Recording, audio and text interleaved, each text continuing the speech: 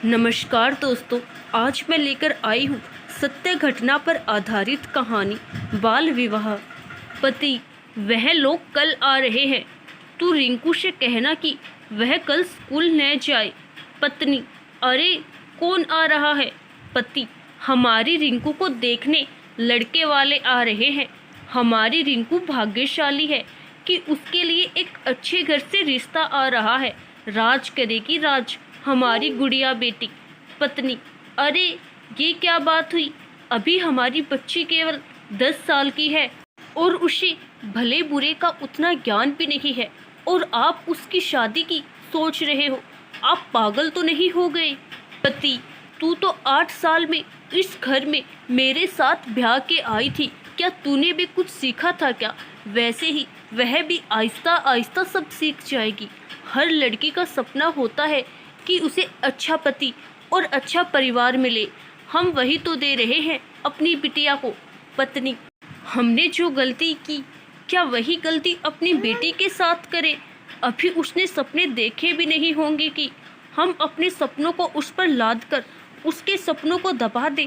उसे थोड़ा समझदार तो होने दीजिए, फिर हम फैसला करेंगे कि उसके लिए अच्छा बुरा क्या है। तभी सास की आवाज़ आती है: तू ज़्यादा बकबक मत कर और चुपचाप जो हो रहा है होने दे। तू अभी इतनी बड़ी नहीं हुई है कि इस घर पे तेरी मनमानी चले। पत्नी: क्या अपने ही कोख की मोती की भलाई के लिए बोलना भी मनमानी है?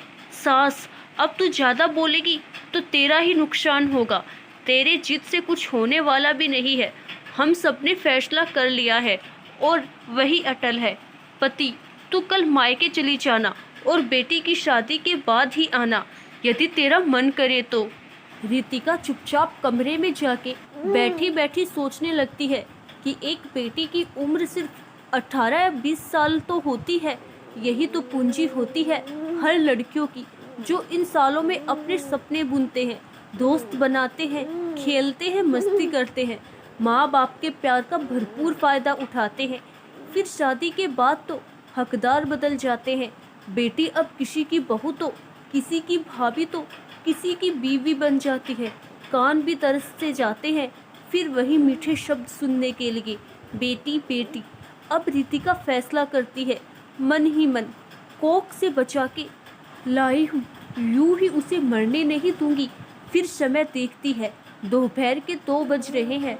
फिर अपने साथ कुछ जरूरी सामान लेके चुपचाप, किसी को पता चले बगैर, अपनी बेटी के स्कूल जाकर उसे वहीं से लेकर दिशाहीन एक अनजान मंजिल की ओर निकल पड़ती है। ख्याल तो आया कि माँ बाप के घर जाने की, मगर वहाँ भी तो उसे सिर्फ 8 साल की उम्र में शादी करवा के उसका बचपन छीन लिया था। फिर वह निकल पड़ती है एक नई मंजिल की ओर, अपनी बेटी के खूबसूरत भविष्य की तलाश में। वह एक नए शहर में जाकर बेटी के साथ सिलाई बुनाई का काम करती है और बेटी को स्कूल भेजती है। आसपास के पड़ोसी रितिका के स्वभाव और चाल चलन से बेहद प्रभावित थे। उसे हर बार सहायता की पेशकश करते थे, मगर वह एक खुददार औरत नहीं बल्कि एक खुददार माँ भी थी, जिसने बेटी के लिए अपनी जिंदगी दांव पे लगा दी थी। वह फिर समझौता कैसे करती किसी और से? देखते ही देखते जिंदगी के अनमोल 15 साल बीत गए। आज रिंकू का जन्मदिन है।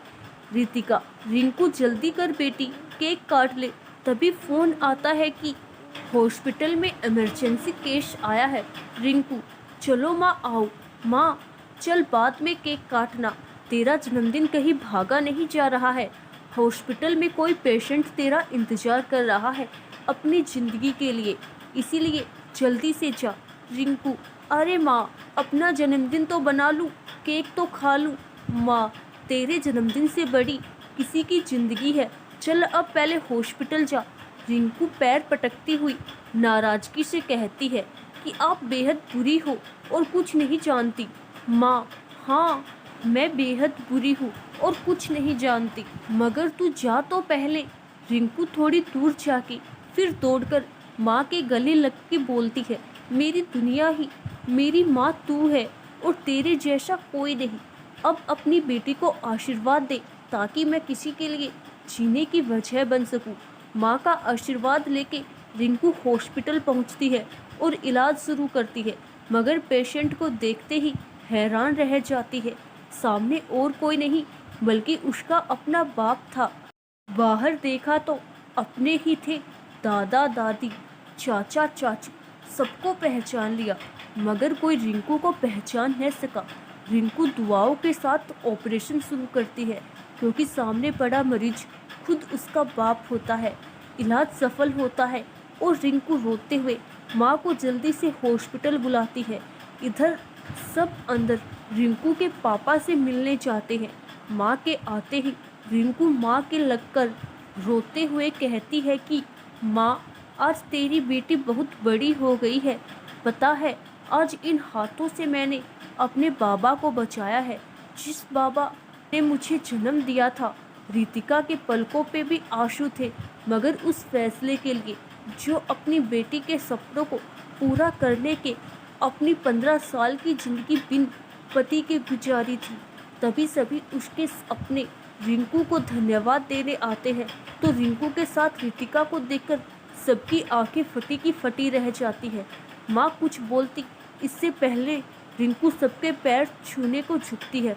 तब रितिका कहती है कि ये आप सबकी वह छोटी रिंकू है जिसके सपने को मैंने पूरे करने के लिए घर छोड़ा था।